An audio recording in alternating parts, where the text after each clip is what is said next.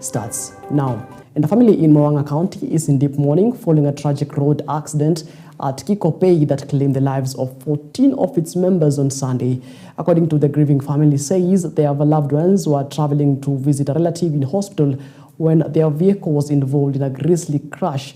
The impact left 14 people dead on the spot, throwing the entire village into shock and grief. 3 other family members who survived the accident sustained serious injuries and are currently receiving treatment. Residents have described the incident as one of the most devastating accidents in recent memory, noting that losing so many members of a single family has left the community shaken.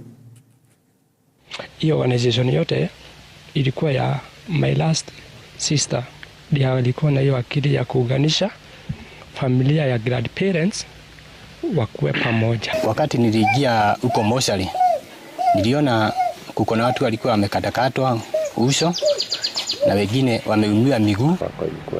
Niliongea nao jana asubuhi kabla pande gari. Na baadaye kitu bado nilikuwa saidia Tanzania kule. Huko kupiga simu Kenya ni haiendi through mpaka utumie WhatsApp. Sasa wakaniambia gari tumengoja gari imefika na tunaenda. Nilishtukia matatu imenikaribia. Nilipiga honi ama ulifanya nini? Nilipiga honi.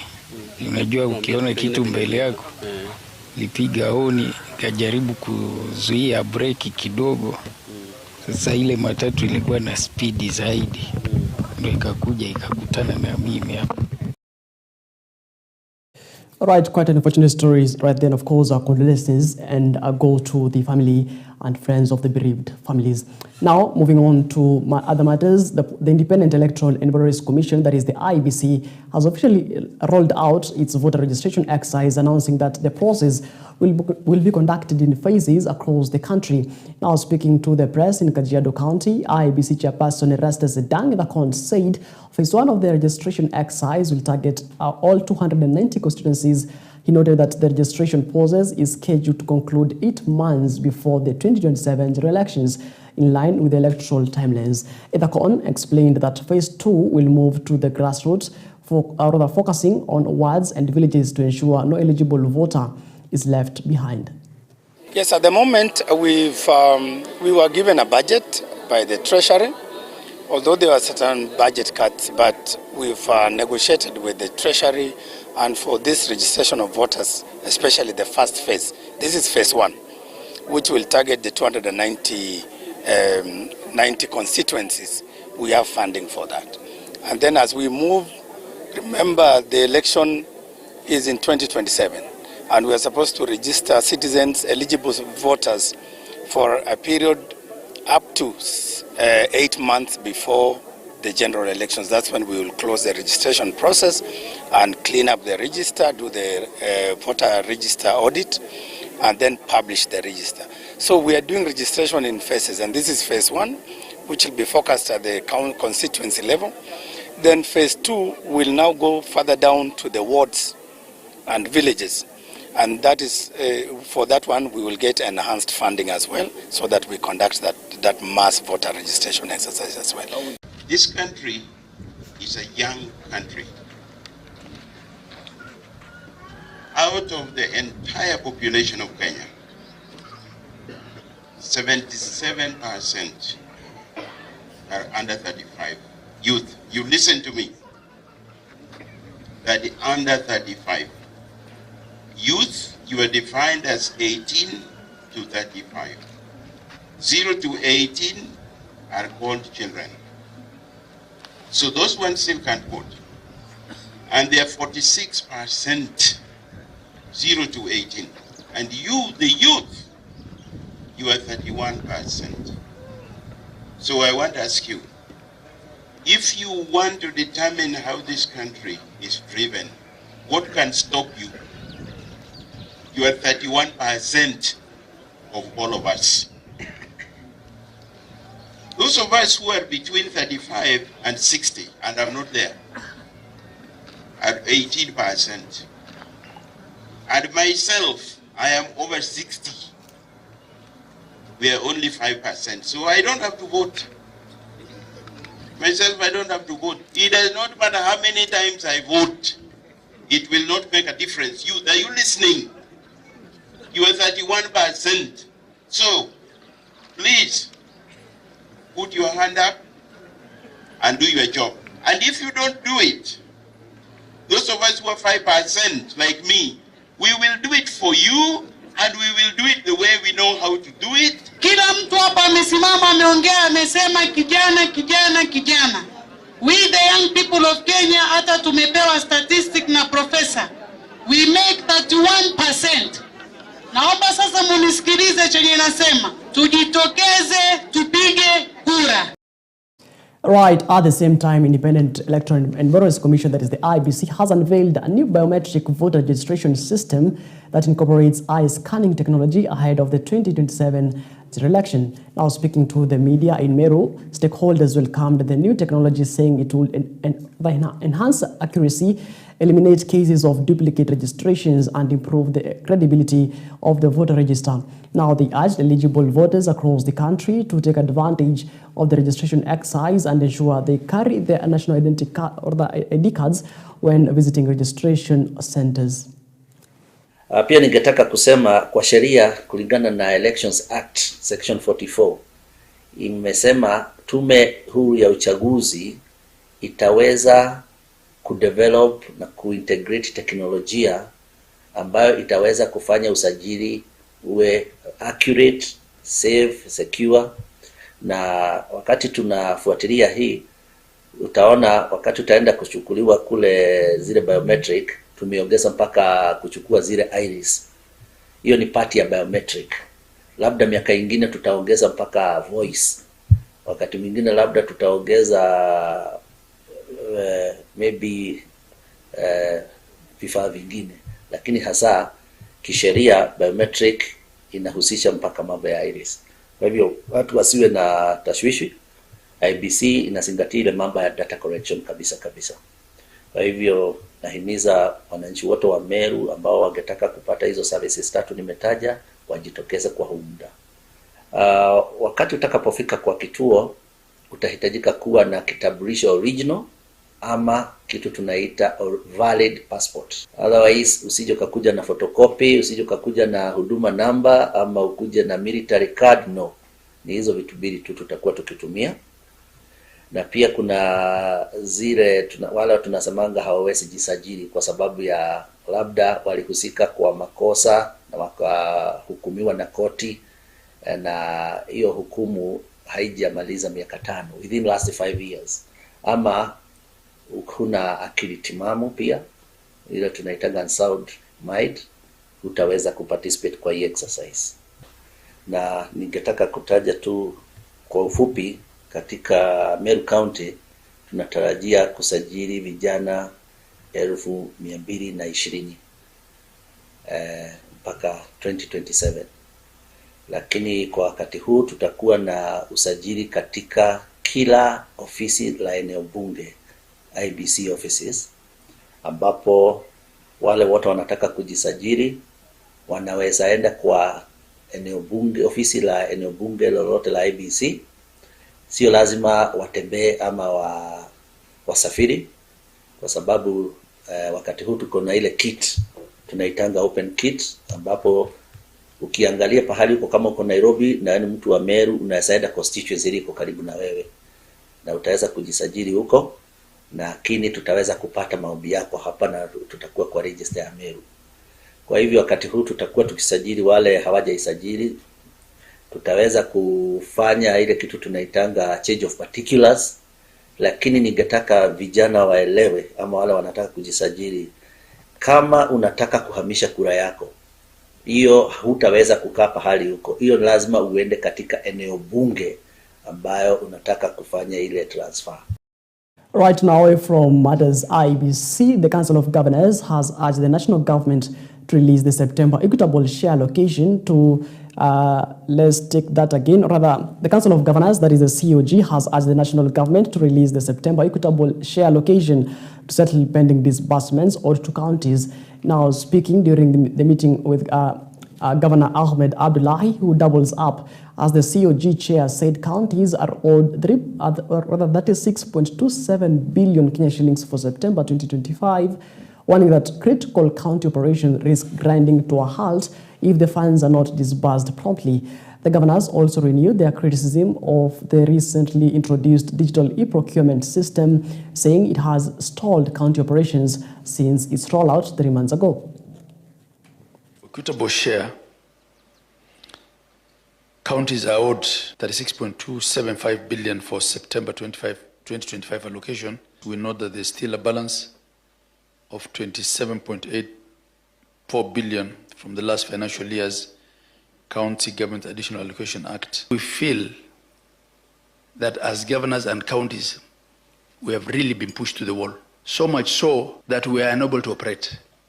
There are governors who up to today have not been able to pay salaries. Bills now are at the level of 720 billion, out of which 172 billion is with the county governments. And we must confront that issue and resolve it once and for all. Teenage mothers, wherever they are in our country, they have a direct access to health care paid by the government of Kenya through the Social Health Authority. Now, Iebc Party leader Kalonzo Musyoka has criticized the government for what he termed as failure to address the ongoing lecturers' strike, which has now entered its third week. Speaking at the Iebc Party headquarters while addressing leaders of the University Student Association, Kalonzo accused the government of neglecting the education sector and allowing the crisis to persist. He urged the government to immediately engage lecturers in dialogue and find a lasting solution to the stalemate, warning that prolonged strikes will continue to disrupt academic calendars and frustrate students' ambitions.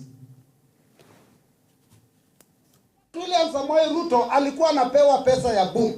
When he was in the university, the education was free, accommodation was free, chakula ilikuwa bure, hostel ilikuwa bure, na alikuwa anapewa pesa. Why is he harassing Kenyan students? Kutoka sasa ulisema wewe ni mtu unaangalia mambo ya asla, angalia kwanza ya comrades. Lecturers have not been paid because somebody somewhere at the apex of this nation, of this government, thinks that education should be given the last priority.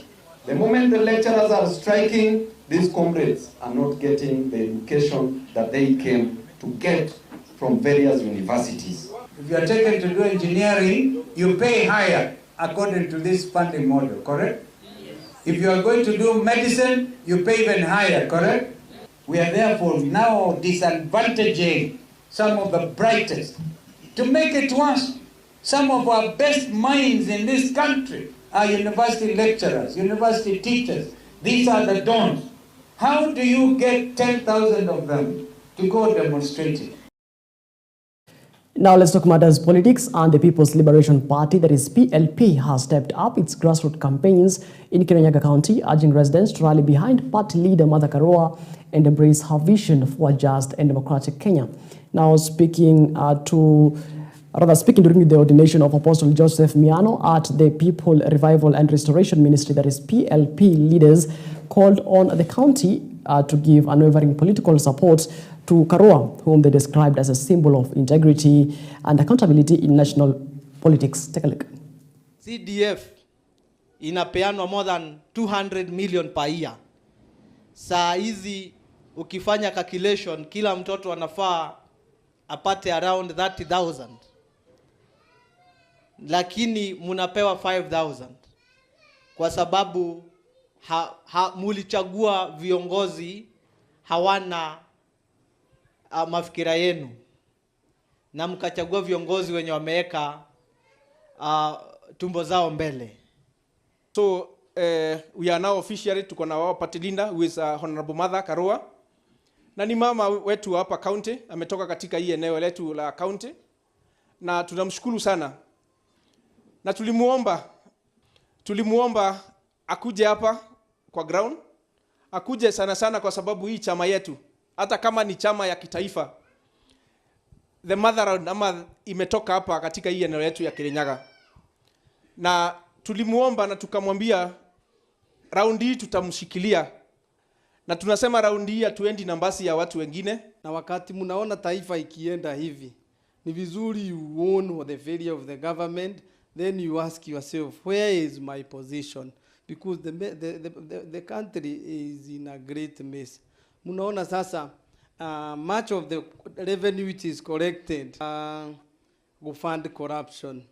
We are normalizing that each Kenyan is losing 120 shillings through corruption. 120 shillings inamaanisha by the end of the 5 years, hii kasongo wako nayo, you will have lost over 200,000 and 216,000.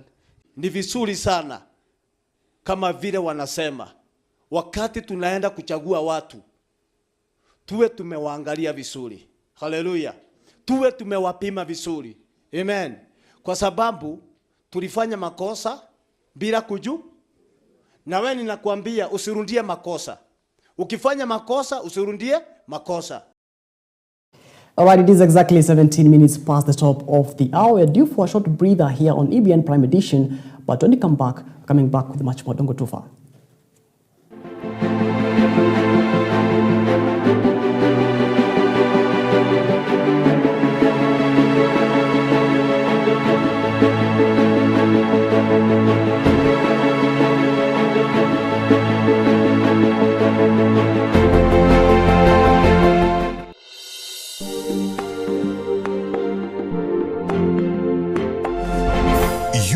Watching EBN TV, transforming your world.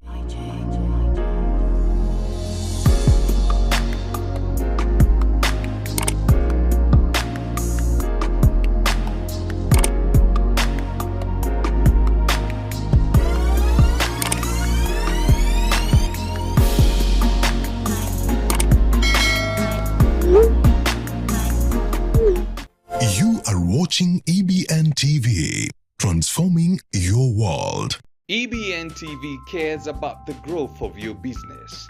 To advertise with us, call 0725 386 501 or 0740 653 453. EBN TV, transforming your world. You are watching EBN TV, transforming your world.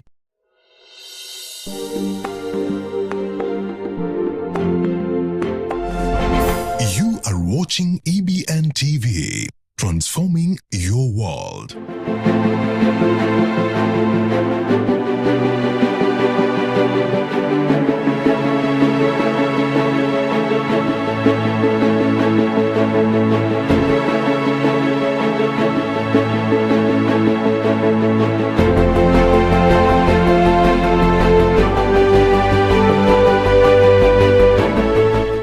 All right, welcome back. Moving on, the Kenya National Chamber of Commerce and Industry has warned that the rising backlog of pending bills is threatening the survival of businesses across the country.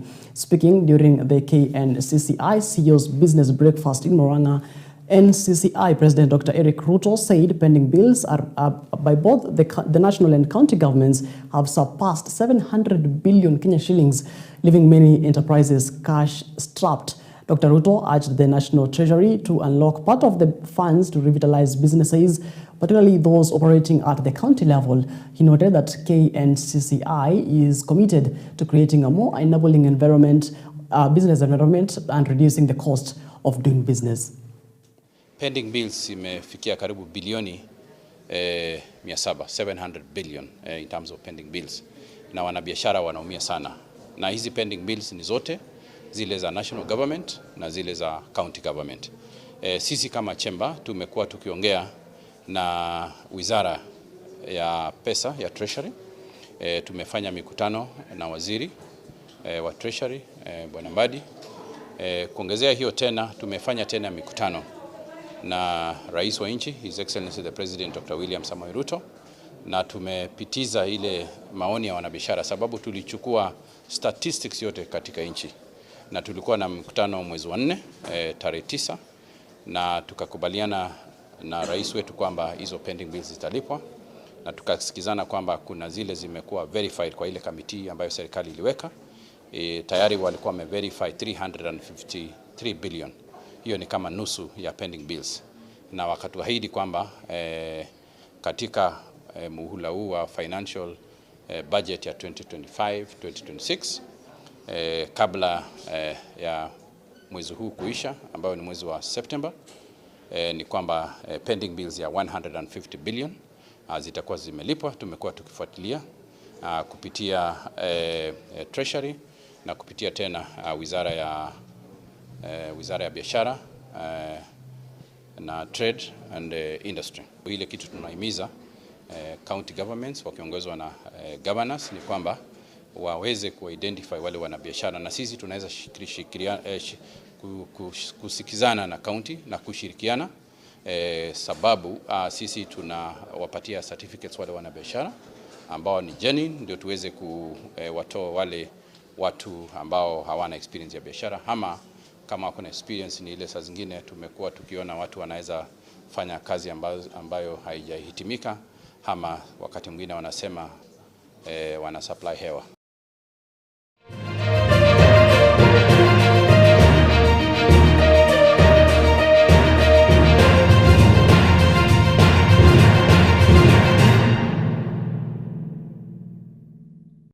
All right, now let's get sporty. And Lakeview FC from Funyula are the new champions of the Busia FKF Mini League after defeating Boca Junior FC 2-0 in a thrilling final held at Kamolo Grounds in Teso South.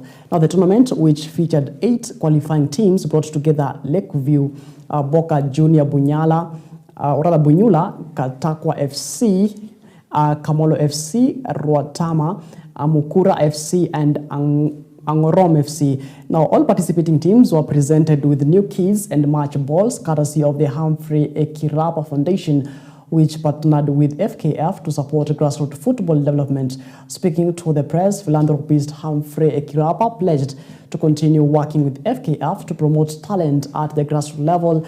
He further promised to help mobilize sponsors to financially support struggling community teams.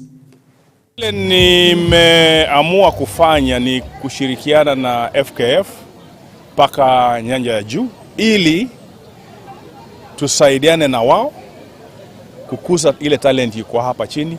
Alafu tena itabidi tusaidiane, tutafute watu wengine wa Busia County wawe wanaweza ku support vijana. Nafikiria hiyo wakitoka, unajua ni watu wengi, sio wachache. We are very prominent people in Busia, ambapo tutaenda tubishe milango yao waweze kutusaidia, tuende na wao pamoja ili vijana wafaidike, wanufaike na ile ambayo wako nacho. Sasa mimi niko na ile passion ya kusaidia vijana. Hiyo ndio sababu nimejiunga na nikashirikiana na FKF ili vijana ambao wana ile talent ya kucheza mpira waweze kuendelea mbele, waweze kuonekana kimataifa, ili wengine wasaidie wengine kuinuka. Busia tuna uwanja sisi, tuna stadium sisi, lakini angalia vile tuna produce the raw talent. So I had a conversation with the FKF president, because now with a good relationship with the president, at least for him, he can try and convince. He knows the challenges we have. Tumekuwa na CEO, and I'm sure something is being worked on. I think hizo miaka zingine kama kuna kitu ishaifanyika. Kwa kwanza shaipo 7,000, na ukiangalia ni football imetuweka sisi sote hapa. All right, that particular story was produced by one Duncan Koba. Moving on, the Lukenya Dolphins delivered a commanding performance at the PIPSA Innovational Swimming Championship, sweeping the top honors with both the girls and boys categories in a thrilling 2-day event hosted at Moi Educational Center. Now, the championship drew over 500 swimmers from 40 schools and clubs across the region, turning Nairobi into a hub of competitive sporting action. 15-year-old Ndanu Cecilia was among the standout performers, storming out to a victory in the 100-meter individual medley with an impressive time of 2 minutes, 3 seconds and 19 milliseconds. She was followed by Chebet Michelle in the second place, while teammate Trish Amber secured the bronze to strengthen the Dolphins' medal tally. The boys' events also provided plenty of drama, with 16-year-old Tomlinson Chad at Mount Kenya Academy clinching gold in the 25-meter freestyle, clocking 14 milliseconds 56 seconds despite challenging weather conditions. Hello, my name is Chad Tomlinson and I'm 16 years old and I go to school in Mount Kenya Academy. I found this gala really good. It's actually a way to show my experience. I've been training this past 3 weeks, day, night. Okay, not night, but day, yeah. Even if it's raining, even if it's cold, I mean, I'm committed to everything. And what I expect for the future galas, I have to train harder so I get more rewards. So yeah, I'm really happy I came here. And I want to go for more galas and, you know, show myself and what I can do and everything. Hi, I'm Cecilia and I swim for the Kenya Girl Club. These events been really tough. We won most of these because we've been training hard with school, and I hope all the other events are going to be more interesting and fun to compete in. We are here for the PIPSA Invitational Swimming Championship. I have to say the organization has been good. So far the competition is so high, swimmers are improving their times. It's a good thing because we have elite swimmers and we have swimmers who's actually their first time competing, and that's an opportunity that we never had before. Secondly, we can actually say that we are ready for the nationals, the PIPSA Invitational Swimming Championship. So we'll continue training for the same, and let's meet Mombasa for the nationals. Actually, we are the ones hosting PIPSA today. We have hosted PIPSA on several occasions. The results have been excellent. They have top swimmers in the Republic. The way you can see from the events organized by PIPSA, everyone wants to be associated with PIPSA. It is quite thrilling when you find that you are hosting an event of this degree. In this Republic, everybody is turning out to be a sports person. Actually, our aim is to host more of the same events, whether with PIPSA or any other organizations, because we have a facility that can accommodate everyone. This is a school facility. As you can see, it's a school that begins from the preschool. We have the lower primary school. We have the junior secondary school. And then we go to high school. We also have Cambridge. So you are at home, and we want to make this sporting arena where everyone will be associated with us in good faith.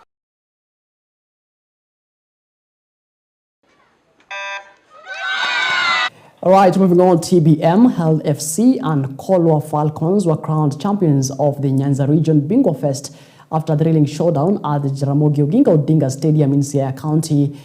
Now, in the women's football final, Kolwa Falcons came from behind to beat Drive Sports Kenya 2-1, while TBM Health produced a dominant display to crush Kianja All-Stars 4-0. In the men's final, both TBM Health and Kolwa Falcons received 1 million Kenya shillings each for their triumphs. Runners-up, Drive Sports Kenya and Kianja All-Stars pocketed 500,000 Kenya shillings, while the Rajambili FC and Uhola Queens, who won the third place playoffs, each received 250,000. Now, the rugby competition was equally dramatic, with Kisumu Development staging a comeback to beat Kisii University 12-8 in the men's final, as the Nyagichencha thrashed Sindindi 31-0 to win the women's title. Winam and Nyakongo took third place after defending Just and Nyamira Community respectively. This time in Siaya, after having done the national finals for athletics here in April, we were impressed with the facility and we decided to come back for the Nyanza edition and bring the tournament here. Generally, we've been here for the whole week. We've seen a lot of talent in terms of sports. We brought football, athletics, basketball and rugby. And we are generally very, very proud of what Bingwa Fest has achieved so far. We've seen how Team Kenya performed in Tokyo, and largely that was part of a team that came from Bingwa Fest Season 1. We pledge to continue supporting our sports persons to grow sports in Kenya and generally in Africa, so that Kenya is always representing as well in the world events, as we saw in Tokyo. We saw someone like Weissman Were post a personal best time, and he's been one of the athletes that has been taking part in all the Bingwa Fest competitions, something that we are very, very proud of. I play rugby. Yes, I'm a captain from Nyagichenche club. This tournament, we have just training every time, every hour. We just train that way. Last year we were just beaten, but it doesn't lose hope. So we decided to put more effort in rugby. So this year we have put our effort. So we have just, as we started playing on Friday, our game was just well. We played well, and now we have become the winner of this tournament. I'd say our journey at Betika Bingwa Fest has been quite a ride, as we have won the finals. Coming down from 8, 12, it hasn't been haijakuwa rahisi. Yeah, it's been a mountain to climb. Thought of losing, since we have built from scratch, it's been a motivation for us. We couldn't, hatungetaka ku lose. Yes. Kwa majina ni Pauline Valentine, captain Kolwa Falcon FC. Tangu tuanze hii tournament haijakuwa rahisi. Tulikuwa tunajaribu, but aim yetu ilikuwa tubebe hii cup. Si mara ya kwanza tumekuwa tukijaribu, tulikuwa tunatoka position 3, but finally tumechukua position 1. Tuna feel poa by the way. Mimi naweza congratulate watu wamesimamia Betika. Asante kwa kutupea hii chance kucheza hii game. Tunawashukuru sana kwa zile ambazo mmetutendea zote. Mmetupea mpaka medics hapa, wenye tumeumia tunaenda tunaangaliwa huko, tunafurahia pia. But ijakuwa rahisi. Game ya leo imekuwa ngumu, tumeanza first half, wakatufunga bao ya kwanza. Players wangu walikuwa ku give up, nikawapea psych, nikawaambia tunaweza, but tumejaribu.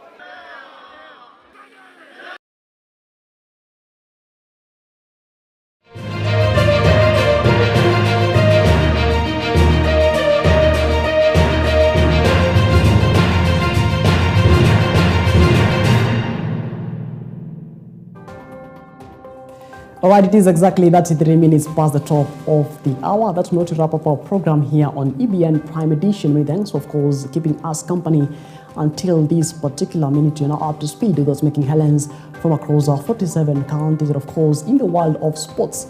Have yourself a good night. Our sign language interpreter tonight has been Laura Mondi. My name is Martin Macharia, and as always, let's do this again when God says we do.